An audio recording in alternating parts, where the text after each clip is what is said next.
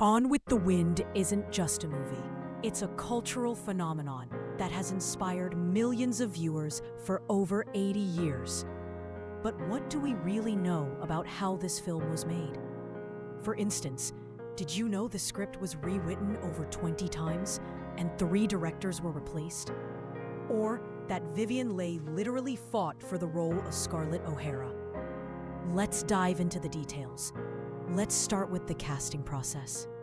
Over 1,400 actresses auditioned for the role of Scarlett O'Hara. Yes, you heard that right.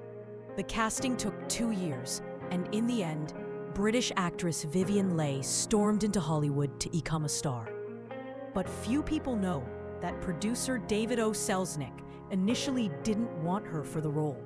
He thought she was too British to play a Southern belle. However, Vivien proved she was the perfect Scarlett. Now, let's talk about the filming process.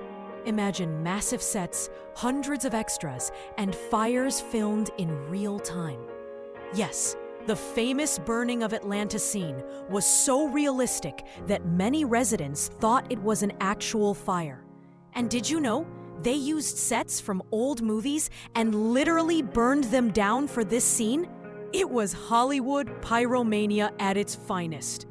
But not everything on set went smoothly.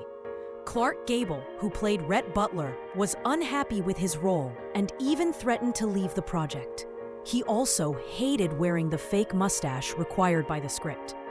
And the most interesting part? His relationship with Vivien Leigh. Despite their on-screen chemistry, they often argued behind the scenes. Yet it was this tension that made their duo so electrifying.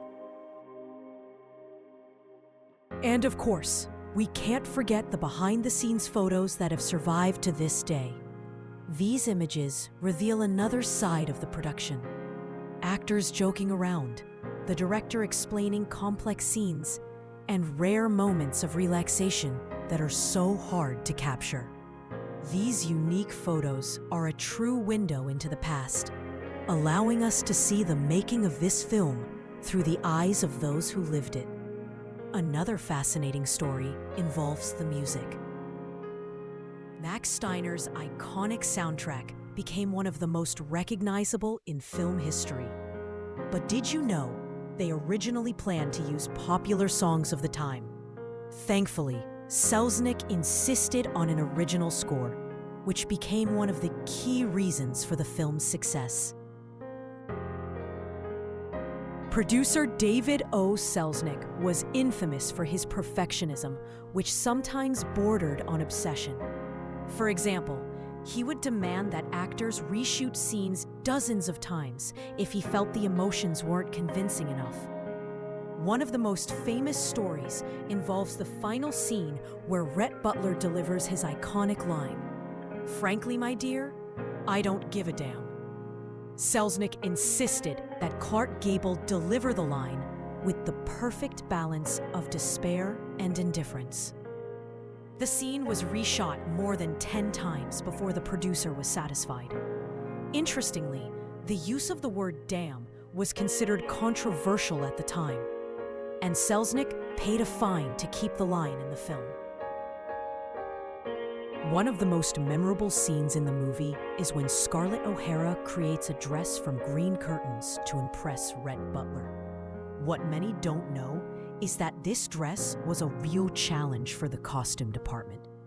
The curtain fabric was so heavy that Vivien Leigh could barely move while wearing it.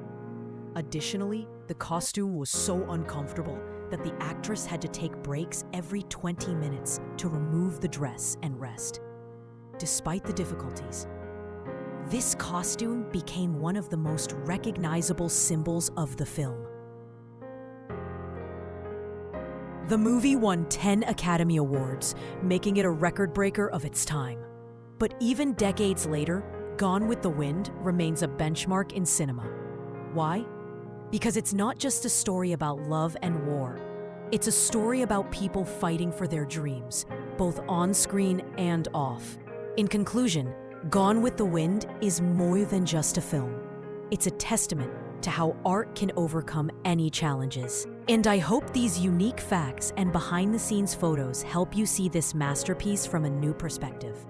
If you enjoyed this video, don't forget to like, subscribe, and hit the notification bell so you don't miss more fascinating stories about iconic films. And in the comments, let me know your favorite moment